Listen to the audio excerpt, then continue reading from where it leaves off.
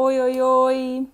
Eu tenho sempre Eu comecei rindo porque eu sempre começo dizendo o dia do mês e da semana. E aí eu abri a câmera e esqueci completamente que dia da semana era, né? Porque encaixam no outro, encaixam no outro. Quarta-feira, 22 de abril, se eu não estou enganada. Quarta-feira, 22 de abril, e eu recebo aqui nas minhas redes meu querido amigo Fernando Haddad, que foi candidato a presidente da República. Eu tive a honra de concorrer a vice na chapa dirigida pelo Haddad. Vou incluir ele na conversa para a gente começar esse bate-papo. Eu vi que ele já deu oi, que ele já chegou por aqui. Então, esperem um minuto, eu incluo o Haddad e a gente começa a conversa, pessoal.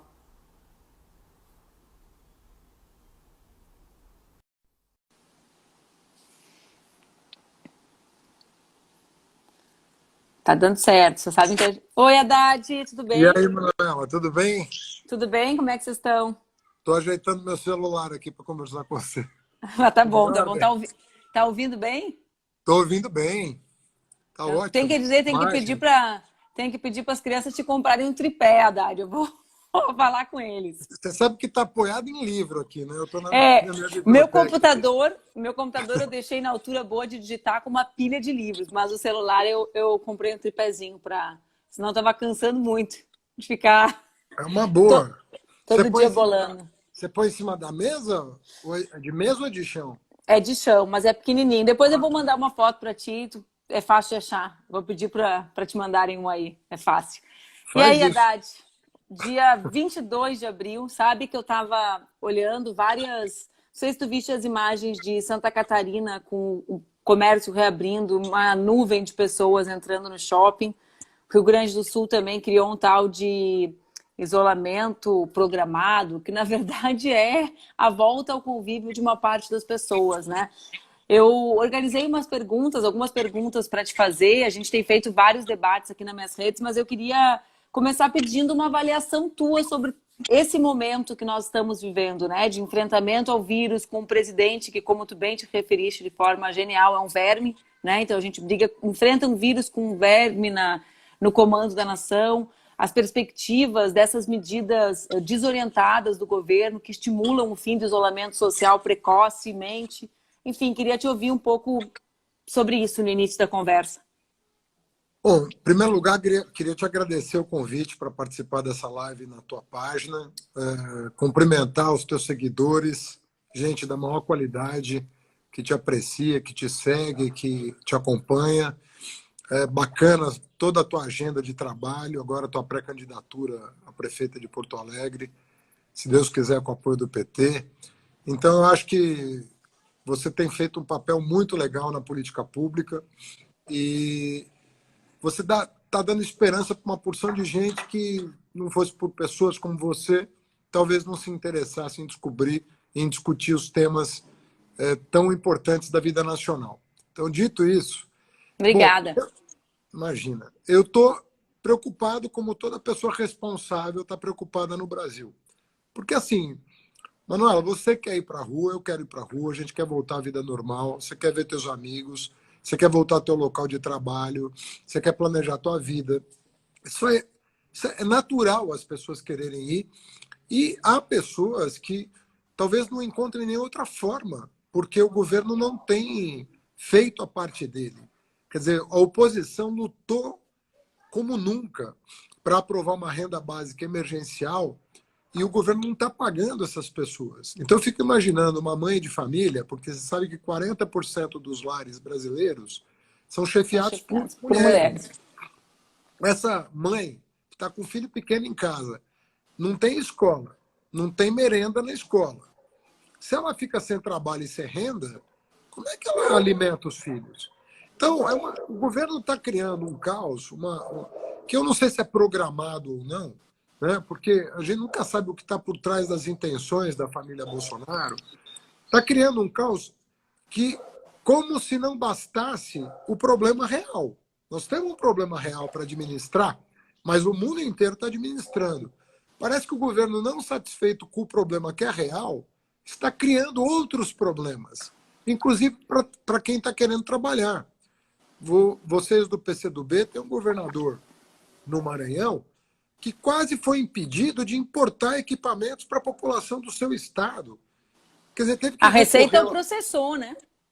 Teve que recorrer ao Supremo Tribunal Federal para liberar os ventiladores que ele adquiriu da China, governo com o qual o Bolsonaro está criando confusão, ao contrário, inclusive, dos americanos, que já perceberam que dependem de todos, que a interdependência para sair dessa crise é geral. Se amanhã um país descobrir uma vacina, você rompe relações com esse país antes dele descobrir a vacina. O que você faz depois? Você pede desculpas? Quer dizer, o mundo hoje é cada vez mais interdependente. E o governo Bolsonaro, ele, tanto nas relações exteriores, quanto na política sanitária, quanto na política econômica, ele vai demonstrando uma incapacidade de coordenação das ações que vai angustiando o cidadão. Ele fala, eu não tenho emprego, eu não tenho renda, eu não posso sair na rua. O que me resta? Então, você não tem um comando, você não tem uma liderança no país explicando passo a passo como que nós devemos evoluir, como você observa na Argentina, como você observa na Alemanha, na Austrália, no Canadá. Líderes organizando a nação que tem que... E unificando a nação, né, Haddad? Claro. Isso é algo que o Alberto Fernandes fez assim como primeira medida, quer dizer, ele saiu de uma eleição ultrapolarizada. A Argentina é um país, a gente brinca que nós gaúchos somos parecidos com eles, né? Porque lá é faca nas botas, a divisão é muito gritante nacional. Ele saiu da eleição ontem, não há um ano e meio atrás como nós.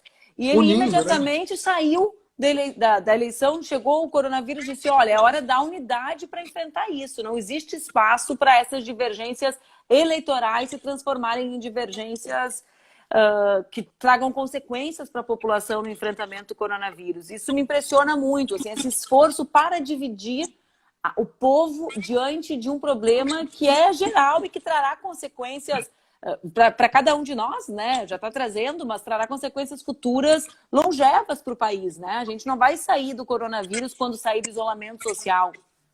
E quem recusaria uma mão estendida de qualquer pessoa que tem poder no país em nome da saúde pública e em nome da recuperação econômica? Quem é que ia negar um apelo vindo do Congresso, vindo do Supremo, vindo de quem Exatamente. for?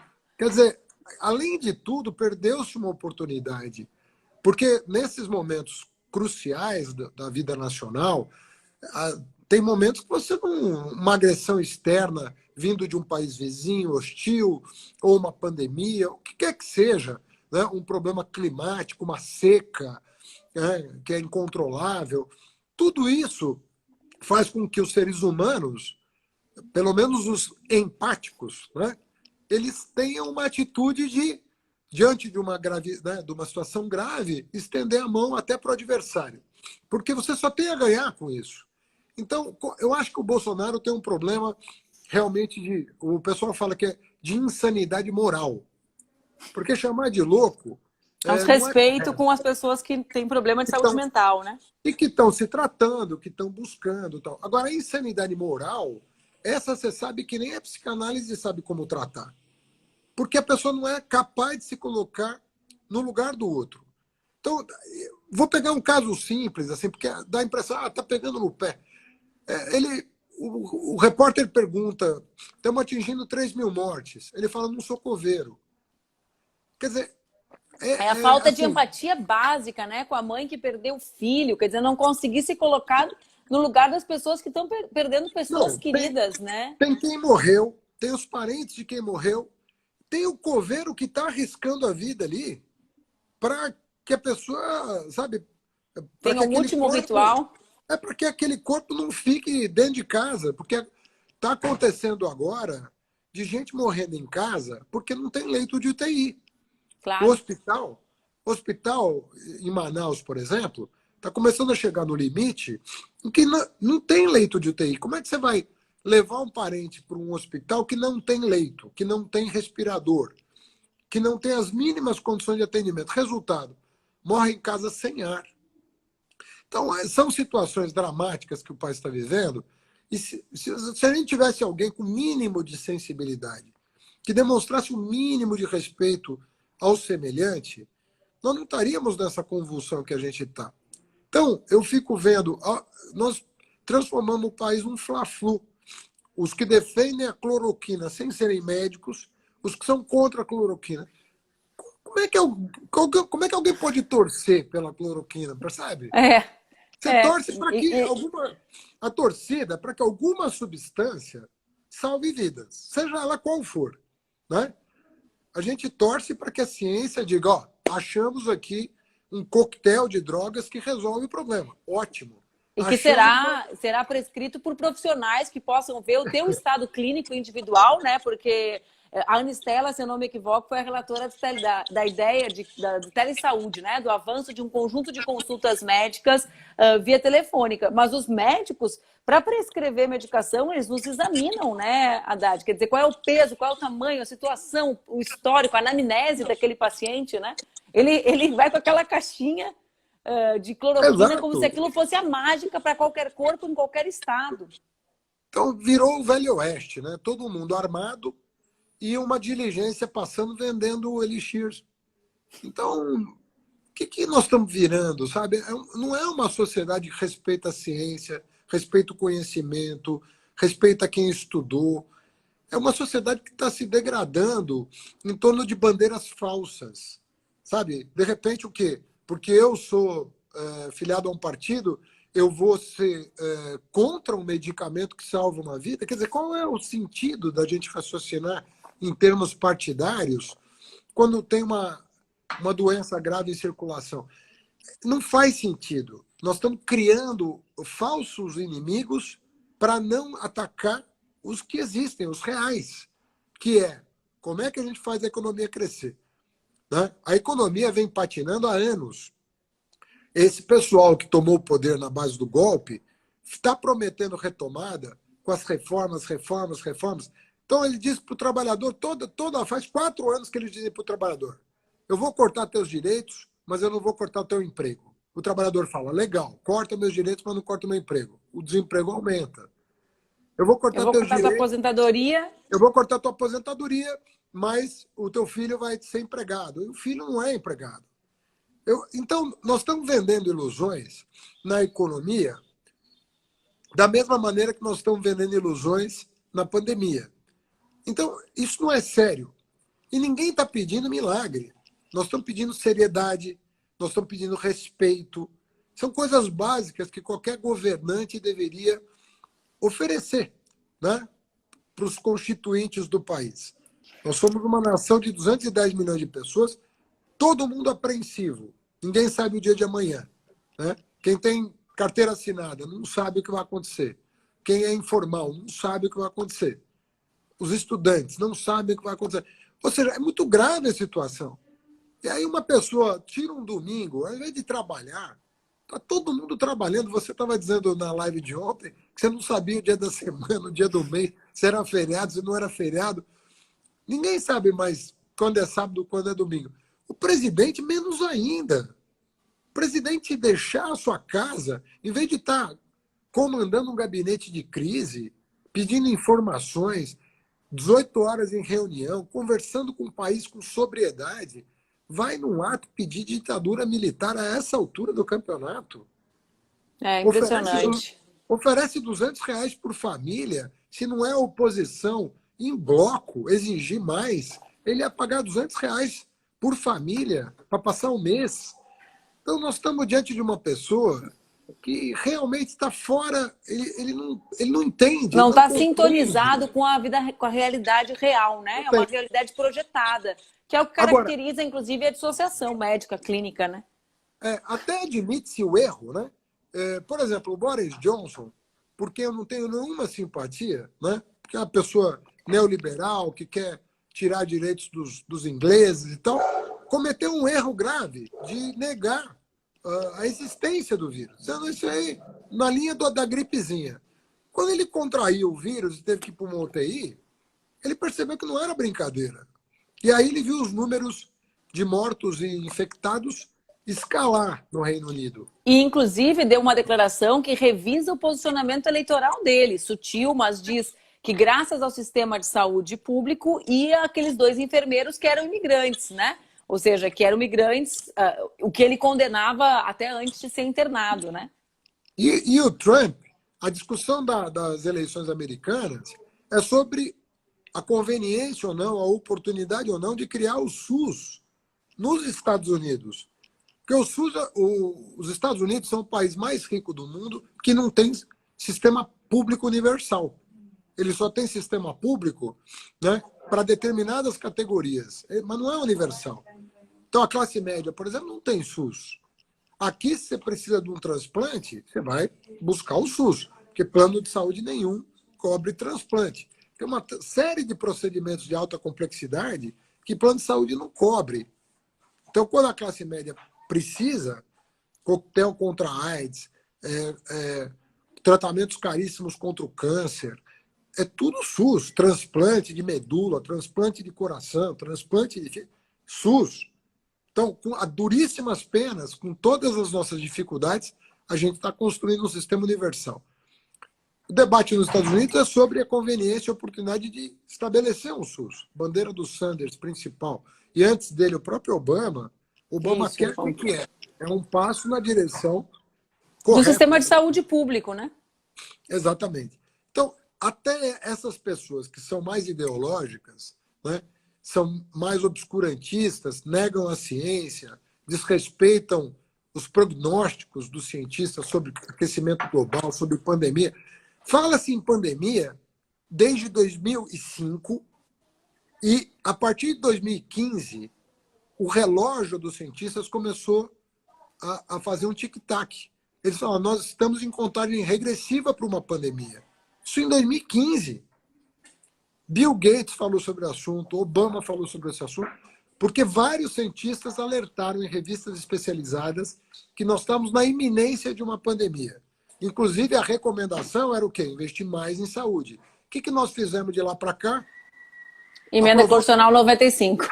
Provamos o teto de gasto. Não pode gastar mais em saúde, não pode gastar mais em educação, não pode investir nessas áreas. Nós temos que congelar tudo como está. Com a população crescendo, com a população envelhecendo, como é que você faz? Então, na verdade, nós estamos na mão, não são nem amadores, porque amador não causa o estrago que esse governo está causando ao país, que vão ser estragos que serão vistos com mais nitidez no médio e longo prazo. Infelizmente, nem sempre você vê o estrago quando ele está sendo feito.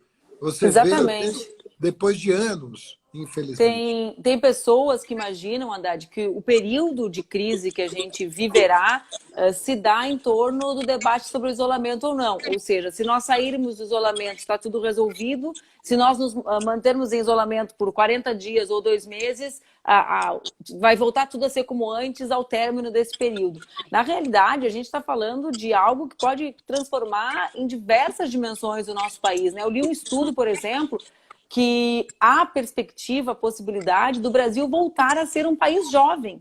Nós temos essa curva demográfica, né? Porto Alegre, por exemplo, é a capital com o maior número de idosos do país. Então, nós fomos há 20 anos um país de população majoritariamente jovem, estamos envelhecendo. A tendência, se o sistema de saúde colapsar, como parece trabalhar nesse sentido o presidente da República, de nós voltarmos a ser um país de jovens. Então, tudo muda. Não é só o tema da economia diretamente, não são só os empregos, o tipo de trabalho, né? Tudo está em transformação e a gente tem uma... Às vezes a gente fica, né? Tu começaste a live dizendo isso. É proposital? Não é proposital? A gente não consegue compreender qual dimensão é a incapacidade, até essa espécie de problema cognitivo que às vezes parece ter o presidente, e qual faz parte desse projeto de destruição do Brasil, né? Porque ao mesmo tempo se mantém determinadas políticas, como foi a carteira verde e amarelo, de retirada de direitos, de destruição do nosso país. Aqui tem muitas perguntas para ti, né? Tem centenas delas. Muitas tentando que tu projetasse algo que teria sido excepcionalmente bom para o nosso país, que era a nossa vitória em 2018, mas eu quero te jogar para frente. As pessoas perguntam, se vocês tivessem vencido, qual seria o primeiro ato? acho que é uma reflexão, mas como eu gosto de pensar mais no futuro, Haddad, eu quero que tu incluas isso no teu raciocínio, saiba que as pessoas quereriam te ouvir sobre isso, mas que tu projete a partir de hoje, com essa realidade, né? Com a realidade concreta, com a realidade objetiva que nós estamos vivendo, com esse governo, com os limites que nós temos no SUS, com a destruição que tivemos no SUS e no SUAS, Haddad, em 2016, 2018, eu tenho falado isso muito com os meus companheiros. Às vezes parece que as pessoas não incluem na análise a destruição que prefeitos e governadores comprometidos com o outro projeto fizeram na assistência básica e na assistência social. A renda básica não chega também porque os prefeitos descomprometidos destruíram os CRAS, né? A política de moradores de rua, de populações em situação de rua foi destruída. Então, digamos assim, o Estado está sendo destruído. O que a gente pode fazer, o que a gente pode projetar de futuro com essa realidade concreta que nós temos em 2020? Bom, eu vou começar da tua provocação por parte dos internautas aí, pelo seguinte, eu acho muito importante saber o que a oposição já fez e está fazendo. Nós estamos trabalhando em 3 projetos importantes. Na verdade, são pacotes de medidas voltados para 3 segmentos da sociedade. Um são as famílias vulneráveis. Quando eu falo vulnerabilidade, eu não estou falando exatamente de uma pessoa que está na miséria, não estou dizendo isso. Estou falando da pessoa que leva um salário mínimo, 2 salários mínimos para casa, pode ser num bico, pode ser que ele seja empregado de alguém, pode ser uma MEI, pode ser muita coisa. Primeiro segmento, nós aprovamos o apoio de R$600 a R$1.200, que nós queríamos que fosse o dobro. O governo queria oferecer R$200. Nós forçamos a mão, estou falando dos partidos todos do campo progressista, então não estou falando de um partido, 7 partidos se uniram em torno dessa bandeira, conseguimos aprovar uma primeira medida que o governo custa executar. Parece não querer executar. Segundo pacote de medidas, para o empresário. O empresário, nesse momento, ele não é responsável por não ter dinheiro para pagar a folha. Então, ou ele tem uma linha de crédito a perder de vista, como se dizia no comércio aqui da 25 de março, você tem que ter uma linha de crédito a perder de vista. Ele vai tomar o dinheiro para pagar a folha e depois ele vai ter anos para devolver esse dinheiro, pactuando com o trabalhador a reposição da produção para ele ter fôlego para pagar. Porque se ele não tiver fôlego para pagar, ele também tende a quebrar. Então ele fala, eu não vou tomar empréstimo, eu prefiro não pagar a folha de salário, porque eu não tenho como pagar o empréstimo depois. A menos que o governo diga, não, você vai pagar porque eu vou te dar prazo para você restabelecer o fluxo da produção. Segunda linha de atuação da oposição. Terceira linha, os prefeitos e governadores estão tendo queda de arrecadação. Se o governo federal, que é quem emite títulos e moeda, não entrar segurando a arrecadação de prefeitos e governadores, vai começar a parar serviço público. Você já imaginou um governador não ter dinheiro para pagar a folha da polícia militar? Ou não ter dinheiro para pagar os profissionais que estão heroicamente na linha de batalha contra o coronavírus, nos hospitais, nos postos de saúde, nas UPAs? Como é que faz? Então, e outros que estão com atividade suspensa em função da restrição da atividade, né, Haddad? Aqui em Porto Alegre, por exemplo, o prefeito suspendeu o pagamento das creches conveniadas, porque não estão abertas, ele não vai pagar. Como que reconstrói uma rede depois, né? Sim, mas como é que o trabalhador da creche vai viver enquanto ele não paga? Claro! Esse que é o ponto.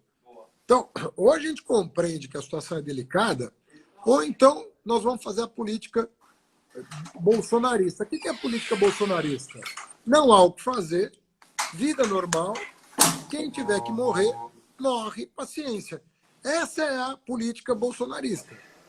A política bolsonarista é o seguinte, nós não temos o que fazer. O Brasil não tem o que fazer.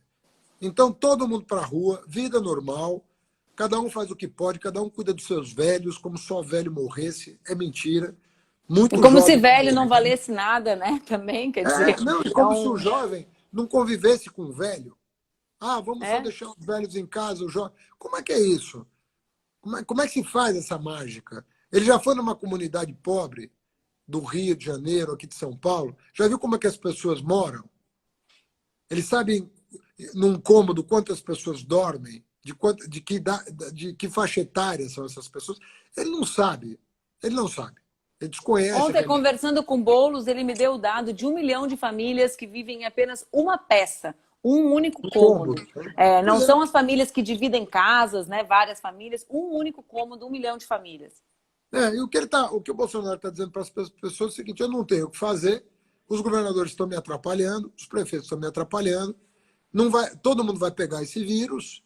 Então, já que todo mundo vai pegar, paciência. Morre quem tiver que morrer. Imagina você, um chefe de Estado, falar uma coisa dessa. É isso que ele está falando. Se você lê, às vezes nas linhas e às vezes nas entrelinhas, ele está dizendo: eu não tenho o que fazer e eu não vou fazer nada. Então nós vamos voltar a trabalhar e paciência. Ah, mas morre em casa. Vamos fazer que nem Guayaquil, né? Tem que botar fogo nos corpos no meio da rua para não enterrar. Então, é uma pessoa desequilibrada, assim, do ponto de vista social, do ponto de vista emocional. Não tem menor condição de dialogar com o país. E o que está se pedindo não é um isolamento eterno. Ninguém tem ilusão de que nós temos que programar uma volta. Isso tem que ser feito com muito cuidado, como está sendo feito. Até o Trump, que é o segundo pior governante do mundo, porque o primeiro ninguém tira da gente, né?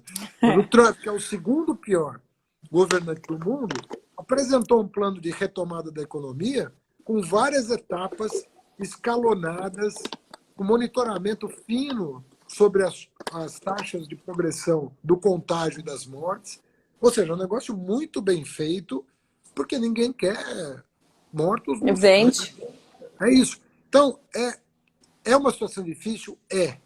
Mas com um bom governo, uma sociedade tem condição de enfrentar uma situação difícil. E aprender com ela. A Argentina é um bom exemplo disso, né? É um conjunto de medidas. Então, o isolamento total, num nível mais intenso do que o que a gente tem vivido, inclusive, porque nós não chegamos perto de 70%, que é o que se tem como isolamento adequado, né? Para que tenha impacto mais efetivo. E, ao mesmo tempo, um conjunto de medidas econômicas, né, Haddad? Ontem eu li um estudo no Valor, se eu não me equivoco, a gente fica lendo, tu falaste que eu disse e é verdade, eu fico lendo o jornal, eu não sei qual jornal eu li, nem que dia eu li o jornal, porque os dias vão emendando no outro. Mas, se eu não me equivoco, foi ontem no Valor, um estudo afirmando justamente o inverso, que o isolamento precoce e mais, digamos assim, bem feito, né, que atinja um nível grande mesmo, de 70%, 60%, ele garante a retomada da atividade econômica antes, né? O que a gente está vendo na China. Porque senão a gente vai ficar quanto tempo com o sistema colapsado, com as pessoas com medo, com a atividade retraída, né?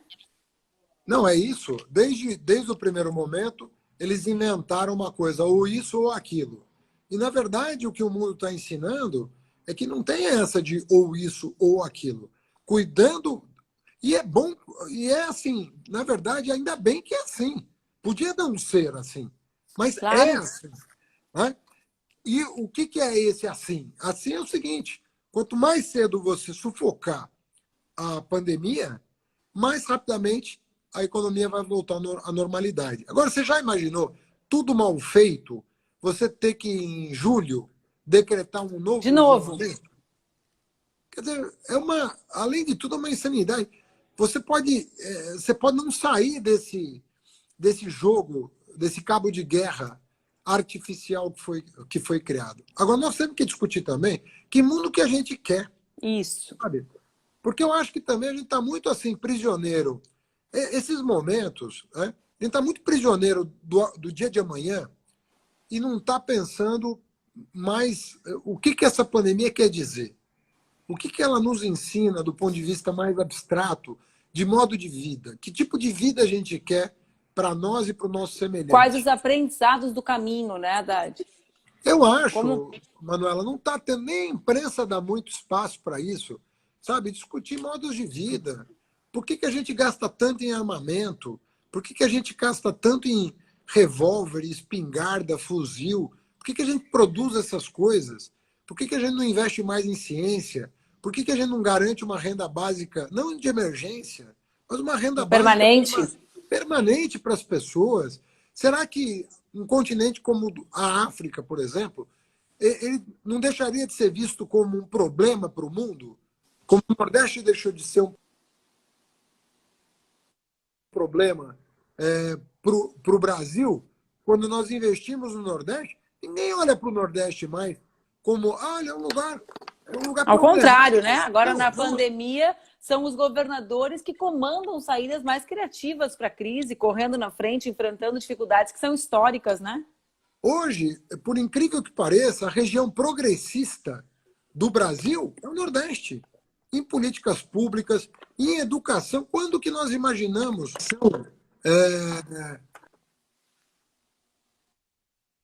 a educação pública fosse melhor em Pernambuco, no Ceará, no Maranhão, do que em São Paulo, Minas e até no Rio Grande do Sul? Rio Grande do Sul. Isso, quer dizer, quando que nós poderíamos imaginar isso? Bastou criar o Fundeb e regar o Nordeste com um pouco de recurso federal, que as coisas mudaram na educação, na saúde, na segurança. Ou seja, nós temos que prestar.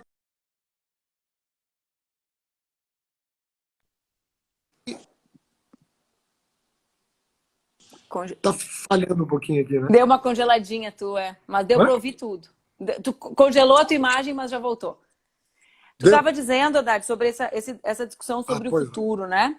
Então, o momento atual, eu não sou dessa turma que acha que a gente tem que aprender com dor, né? Melhor seria se a humanidade pudesse tirar essas lições sem passar por isso, assim como tu. Mas é um momento revelador de muitas questões, né? Então, revela o papel da ciência, da saúde pública, da proteção social diante de um mundo em que o trabalho é cada vez mais precarizado. E também revela muito o papel da educação. Tu levantaste isso e eu tenho acompanhado muitas discussões no tempo presente são relacionadas à questão educacional. Vê bem, a gente não ia ter cancelamento do Enem, né? Por causa... Não vou nem falar desse ministro, porque ele é o que mais me cansa, Haddad, porque o que a gente construiu na educação, a revolução que foi ver alguém tão incapaz e, enfim, um paspalhão mesmo. Mas eu queria trazer um outro debate relacionado a isso, que é esse momento que a gente vive, ele pode servir para nos projetar um novo mundo, um mundo mais justo, ou para ampliar desigualdades. Tem um debate grande, várias pessoas enviaram perguntas sobre isso, sobre o tema da educação virtual, num país que 40% das casas ainda não tem computadores, né? Então, isso como um parâmetro da perspectiva ou da possibilidade de ampliação de desigualdade, também novamente, a partir da educação. Como imaginar, ou como lutar, ou como nos envolver para que essa nova realidade seja essa realidade, então, de menos arma e de mais ciência, né? Individualmente, de menos consumo e consumismo, que também tem relação com a destruição do planeta, né? Esse padrão de consumo, de egoísmo, de individualismo, e de mais solidariedade, de mais compreensão da interdependência individual, uns com os outros, né? E global. Como chegar nesse caminho? Olha, eu acho que a humanidade desenvolveu uma série de instrumentos que estão sendo mal utilizados. Muito mal utilizados. No Brasil, em especial. Nós fizemos uma mudança grande, Manuela, quando nós estávamos no governo. Qual foi a mudança que nós fizemos que deu para fazer?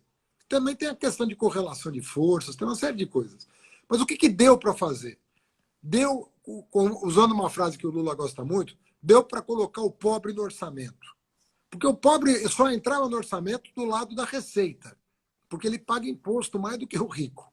Mas do lado da despesa, ele nunca estava no orçamento. Exatamente. Quando você cria o ProUni, quando você cria o Reúne, quando você cria os institutos federais, quando você cria o Fundeb, quando você cria o Caminho da Escola, quando você cria o Piso Nacional do Magistério, essas ações que nós construímos juntos, né, no governo, né, isso aí impacta a vida de milhões de brasileiros.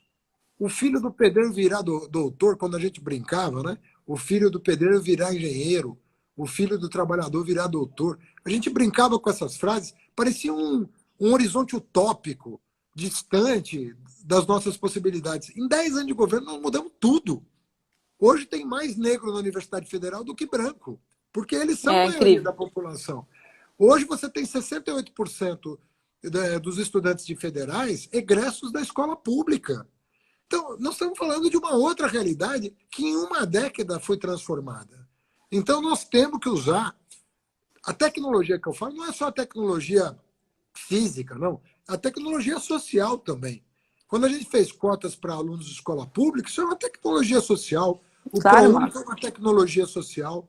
São formas inovadoras. A gente só pensa em inovação quando a gente olha para o nosso celular. O ProUni é uma inovação mais importante do que o celular. Porque, sabe, Claro. afetou um conjunto de pessoas. Se E todo mundo. transforma não só a universidade, né? Transforma a produção de ciência, porque ter dentro da universidade também ampliação de mestrado e doutorado, de bolsas de pesquisa, como é que fez junto ao CNPq, né, Haddad? Faz com que a produção de ciência seja comprometida com a transformação social, porque está na medicina a pessoa que usou o SUS, né? Está na farmácia a pessoa que sabe a dificuldade de comprar um fármaco, né? É outro tipo de gente produzindo conhecimento. O problema nosso é o seguinte: nós temos que abrir a nossa cabeça. A nossa cabeça está encapsulada em ideias muito restritas hoje. Um mal para o mundo, porque ele disse: olha, o mundo é assim, não tem o que fazer para melhorar. É isso. O mundo é isso e não tem o que fazer. Na verdade, isso aí é uma camisa de força cerebral. Impede as pessoas de pensarem. Sabe? E quando você está impedido de pensar, às vezes uma solução que está à mão vira uma coisa inatingível. Então, nós temos que repensar. Essa coisa que o Piketty, que a gente teve com o Piketty na França antes da pandemia, né? Aliás, pegamos ali o finzinho do período de não Finalzinho, isolamento. é. E o Eu Piketty estava na dizia: Espanha quando vocês estavam lá. as pessoas, o mundo inteiro está atrás de alternativas. Nós não podemos aceitar o fim dos tempos.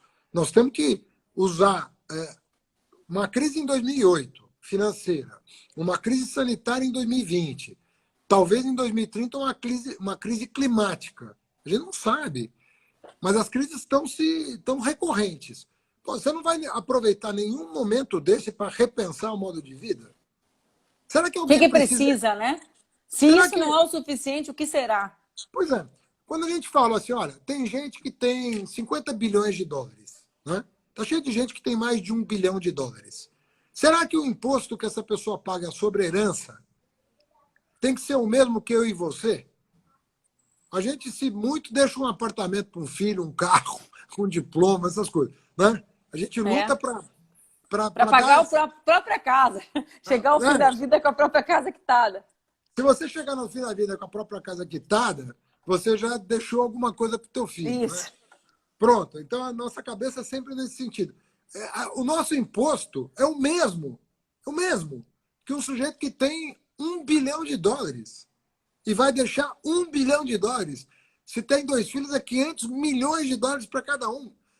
Vai ser ruim até para quem herdar. Porque uma pessoa que ganha uma bolada dessa sem ter feito nada, sabe? Nem para ele vai fazer bem. Porque ele É, vai não deixar existe. de investir nele como ser humano e vai usar isso muitas vezes de forma, às vezes usa para o bem, mas nem sempre você tem uma formação de caráter boa quando você recebe isso tudo de bandeja.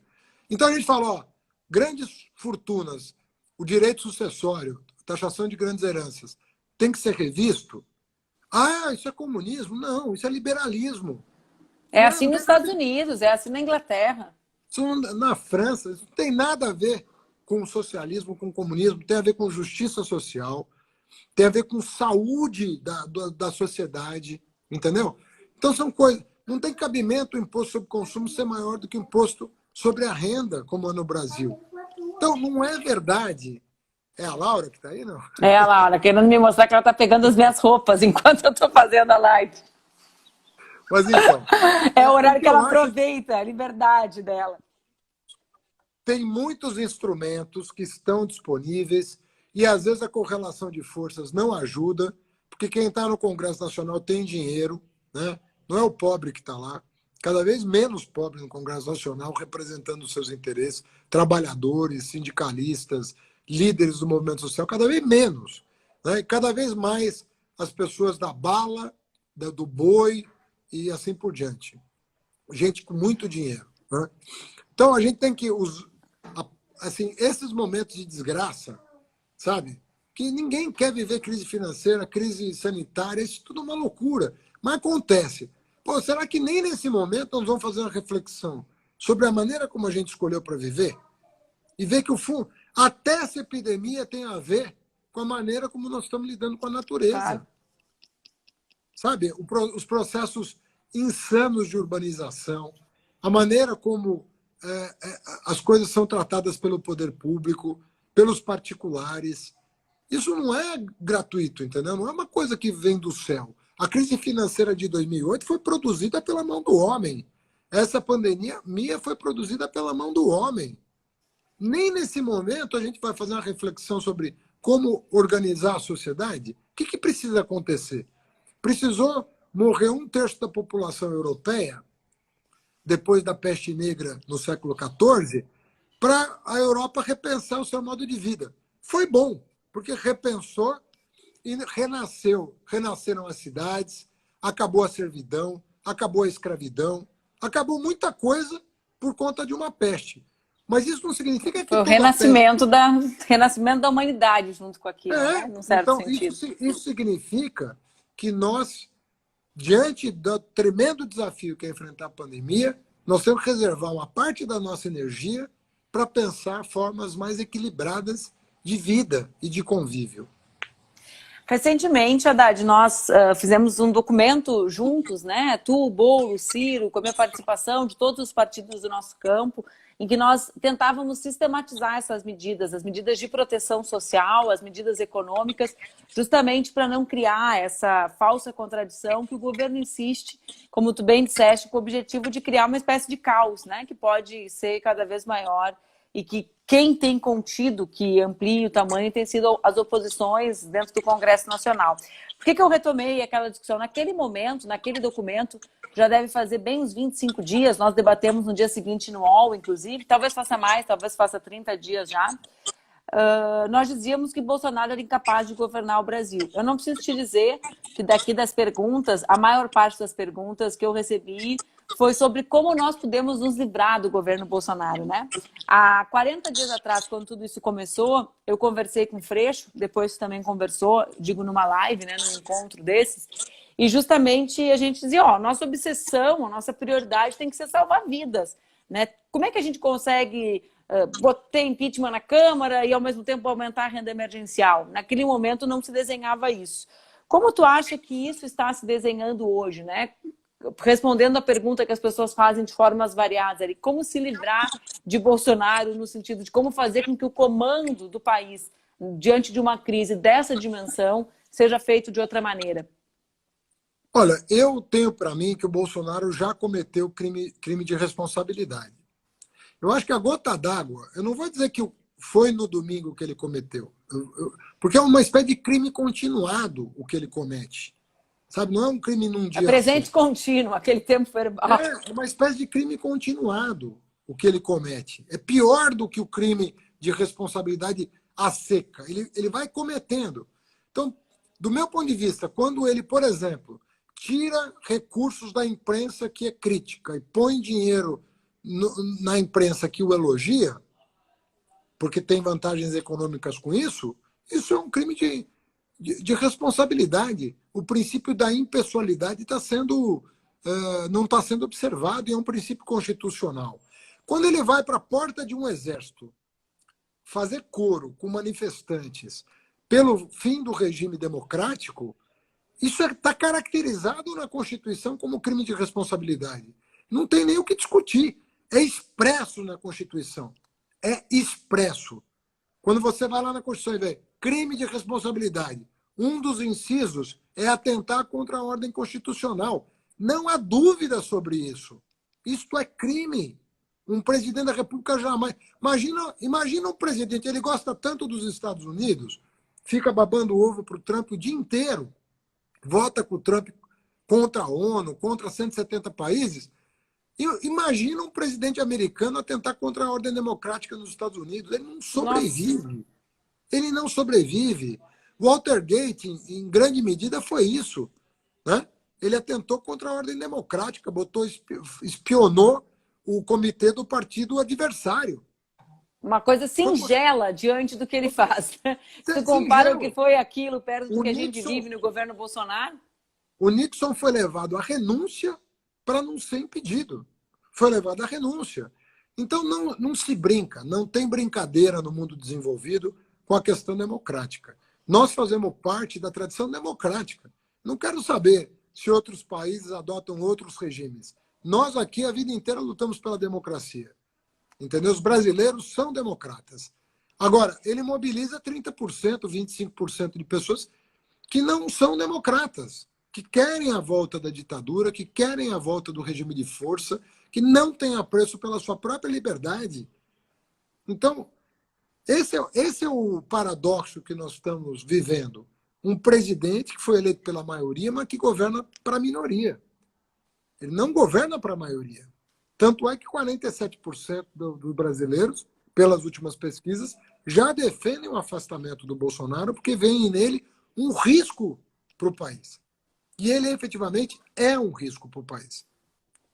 Quando tu falas que ele foi eleito, né, por uma parte, 25% ou 30% que defende o fechamento democrático, ou que continua apoiando as medidas do governo, Haddad, qual é o espaço que tu coloca na construção do imaginário dessas pessoas, não dele, não do gabinete do ódio, não dessa turma que trabalha com dinheiro, informação e dados, né, mas como que tu desenha no imaginário dessas pessoas o papel das fake news e das redes de ódio, né? Nós dois fomos vítimas disso em 2018, né? Numa dimensão, era difícil, nós dois vivemos isso juntos, acho que lembramos bem como era difícil falar para as pessoas sobre a dimensão que isso ocupava no imaginário da população brasileira, né? As pessoas achavam que era algo muito superficial e era estruturante, se materializou estruturante com o resultado das urnas. Como que tu imagina nessa equação, né? Então, a gente foi acompanhando, tu sabe que eu criei um instituto sobre isso, né? O E Se Fosse Você. A gente foi acompanhando. Lá no início ele dizia, os óbitos, os atestados de óbitos são falsos. Então vai reforçando a ideia de que existe uma conspiração comunista nos hospitais para fraudar atestado de óbito e as pessoas acreditarem que a doença não existe. Depois foi o tema da cloroquina, né? Os médicos não querem receitar, está provado que cura. Então, como que o enfrentamento às fake news podem também ser importantes e relevantes para que a gente volte a dialogar com essa parcela da população? Como que tu enxerga isso? Olha, Manuela, eu acho, sinceramente, que a facada não elegeu o Bolsonaro. A facada botou o Bolsonaro no segundo turno. É verdade. Mas a facada não elegeu o Bolsonaro. O que elegeu o Bolsonaro foi a mentira. Foram as fake news. Porque nós íamos ganhar aquela eleição se não fosse as fake news da última semana do primeiro turno. Ele queria, com as fake news, liquidar a fatura no primeiro turno. Ele expressou isso. Vou ganhar no primeiro turno, se eu não ganhar é fraude. Na verdade, ele estava invertendo o raciocínio. Ele ia fraudar as eleições com as fake news para ganhar no primeiro turno. E para ele era muito importante ganhar no primeiro turno, porque ele nunca quis dar satisfação sobre o que ele pretendia para o país. Ele não podia, portanto, ir a debates. Ele não poderia ir a debates. E mesmo depois de ter tido alta dos médicos, ele usou o biombo da medicina para evitar me enfrentar nos debates. Simplesmente porque ele não tem condições de enfrentar um debate. Não é comigo, não, é com ninguém. Ele Sabe que tinha uma piada na internet agora que dizia assim, quer tirar o Bolsonaro da rua? Diz que o Haddad está na frente esperando para a coletiva de imprensa, que ele não vai. Pois é. Dizem que ele ganhou medalha de nióbio por correr de debate, né? Mas diz que é o atleta, esse é o atleta que ele é. Esse é o atleta. Mas o Bolsonaro não tinha condições de debater. Então, para ele, a fake news ela é estrutural não apenas da eleição, porque é isso que as pessoas não entenderam ainda. A fake news é um instrumento de poder, não é para ganhar a eleição. Ele não conseguiria governar sem fake news. Então, é mais profundo do que a gente imagina. Se não fosse a fake news, não teria ganho a eleição. Se não fosse fake news, ele não governaria hoje, ele não seria mais o presidente. Ele não tem condição de se manter no Palácio Planalto sem fake news. Por isso que ele tem uma milícia virtual. Além da milícia real, que está nas comunidades roubando o povo, tem a milícia virtual, que está roubando o futuro das pessoas. Porque não há futuro em meio à mentira. Não tem como você construir futuro. A mentira, ela nos torna, assim, ela nos animaliza, ela nos torna seres incapazes de projetar o futuro. Ninguém é capaz de projetar nada em meio à mentira. Se você é empresário, com a mentira você vai até onde? Se você é governante, menos ainda. Você vai mais, você não tem futuro. A política, ela depende. A política tem seus truques, infelizmente.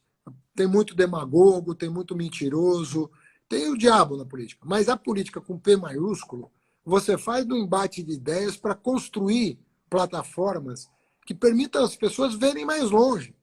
Sonharem, né, com algo, com um futuro, com um caminho a seguir. O Bolsonaro sonega o que tem de mais fundamental da política, que é o direito da juventude, o direito do cidadão planejar o futuro comunitário dele, em que sociedade ele quer viver, quais são os valores importantes para essa sociedade se organizar. Ele sonega isso e ele não conseguiria governar de outro jeito. Ele não tem, o governo dele não tem futuro. Veja agora, o que ele fez domingo. Vamos pegar agora, dessa semana. O que ele fez domingo? Não só pediu a ditadura, mas disse que não negociaria nada, que ele não é de negociar nada.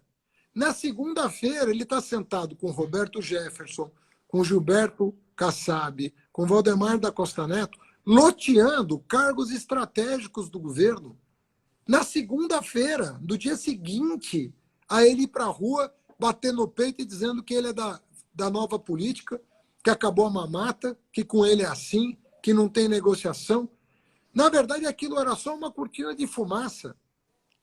Era uma cortina de fumaça para esconder o grande acordo que ele está fazendo em torno do cargo.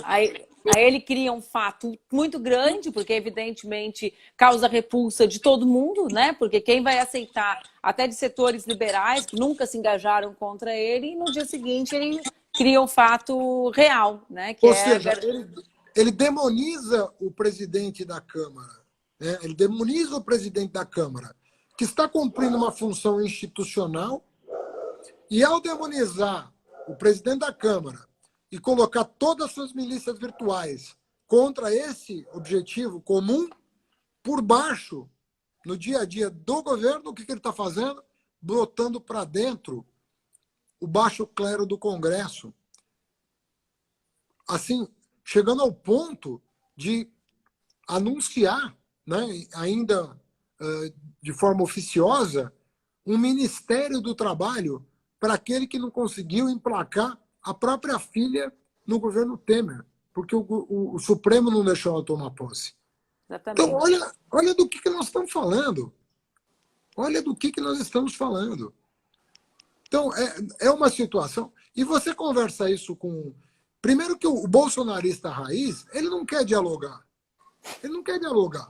Você chega para ele e fala isso para ele, eu falo, mas isso é contra o quê? Contra o comunismo? É contra a China? É contra o quê que vocês estão falando? O que é isso? O que significa isso? Pedir a ditadura militar no domingo e fazer um acordo com o Roberto Jefferson na segunda. Dizer que não que negocia acordo é esse, domingo, né? Dizer que não negocia no domingo e botar o PP, né, o Kassab, o MDB, o Baleia Rossi, botar todo mundo dentro do governo. Qual é a dele, afinal? Então, esse governo não funciona sem fake news. Não tem como funcionar. É a mentira de hoje fazendo o povo esquecer a mentira de ontem. Exatamente. Então, você não tem sequer tempo de desmascarar. Não dá para desmascarar a mentira dele. Qual? A de ontem, a de anteontem, a da semana passada? Qual que você vai desmascarar? Daí a importância da gente ter uma pauta nossa, como a gente tem conseguido agora com a renda básica emergencial, com o auxílio para os estados. Isso faz com que ele tenha que correr atrás da nossa ação, né, Haddad? Acho que a grande novidade, digamos, é a nossa unidade de ação dentro do parlamento e no movimento social, que garantiu... O pessoal me pergunta assim, como derrota o Bolsonaro? Eu falo, olha, gente, garantir renda básica emergencial de 600 é a derrota do Bolsonaro. Né? Garantir isolamento social é a derrota do Bolsonaro, apoio para os estados e municípios. A derrota ela vai se materializar em ações para salvar a vida, porque as ações dele são todas ações de morte. É uma coisa incrível, assim, é nítido. Chega a parecer panfletário dar nome para as coisas que ele faz, porque é uma política genocida o tempo inteiro, né, Haddad? A gente olha a morte ao centro do projeto político, né? A morte dos mais velhos, a morte com a violência policial dos mais jovens. Em cada momento, cada flash, cada foto que a gente tira do governo, a morte é o centro da ação política. A morte é mentira, né? E o pior não é isso. O pior é assim, o mesmo conflito, né? A mesma confusão que nós estamos assistindo na área sanitária, porque a imprensa está dando publicidade, ela já está ocorrendo na área econômica sem que a imprensa dê publicidade. Porque hoje já tem um debate no governo sobre o pós-pandemia, pós-isolamento. Não vou chamar de pós-pandemia, porque pós-pandemia é com a cura. Vai durar muito tempo. O pós-isolamento, né? O pós-isolamento, como é que retoma a economia? Como é que você gera? Com a cartilha do Guedes? Será que com a cartilha do Guedes, barra Temer barra Guedes, porque é a mesma política econômica. Será que nós vamos oferecer para a nossa juventude, para os nossos trabalhadores, as melhores condições de sustentar suas famílias? Então já tem uma briga dentro do governo e não tem quem arbitre, porque o Bolsonaro é incapaz de tomar um lado, porque ele não sabe que lado tomar. No fundo, ele não sabe. Ele não se preparou para estar, nem esperava estar onde está. Então tudo isso torna ainda mais delicada a situação. Nós temos uma pessoa com um desequilíbrio moral muito grande, mas que também não está capacitada do ponto de vista cognitivo para arbitrar em torno de duas propostas que podem ter racionalidade, mas tem que ter a política para tomar decisão sobre os custos de cada uma delas. Então, eu vejo com preocupação, e por isso que nós assinamos aquele manifesto que em 15 dias ficou velho. Porque, infelizmente, ao invés de ele entender o recado que estava sendo passado, do tipo, tenha postura, ele destrambelhou ainda mais nos últimos 15 dias. Então, é uma pessoa que não tem, efetivamente, não tem a menor condição de liderar o país. Haddad, tu sabe que o Instagram, quando fecha 1 hora de live, ele acaba a live. Tu lembra daqueles orelhões? Sabe aquele orelhão com ficha? Eu brinco que aqui no Instagram a ficha cai. Então, caiu a ligação. Eu quero agradecer muito por tu ter participado, né? As pessoas, elas ficam muito felizes de te ouvir, como tu disseste no início, as minhas redes, elas são redes que têm, claro, a maior parte das pessoas gostam muito de ti, foram nossos eleitores, né? Mas gostam de te ouvir, ficam aflitas, gostam das tuas opiniões, ficam aflitas é errado, ficam ansiosas por saber dos teus posicionamentos, dos nossos posicionamentos. Então, eu fico feliz que tu tenha aceitado conversar conosco, dedicado esse tempo. E agora tu tem uma live já com o presidente Lula, né? Às 6h30, se eu não me equivoco. Daqui a pouquinho. Então, descansa um pouco. Manda um beijo para a Anistela, para os meninos. Foi uma alegria te encontrar. Alegria nossa, viu, Manu? Até a próxima. Um beijo e se cuidem. Eu vou pedir pro Fred te levar como chama isso? Um tripé para fazer tuas lives na quarentena. Manda pra gente te ouvir mais. Não, vou mandar pro Fred agora. Fiquem bem, um beijo. Boa semana. Beijo para todos. Boa semana.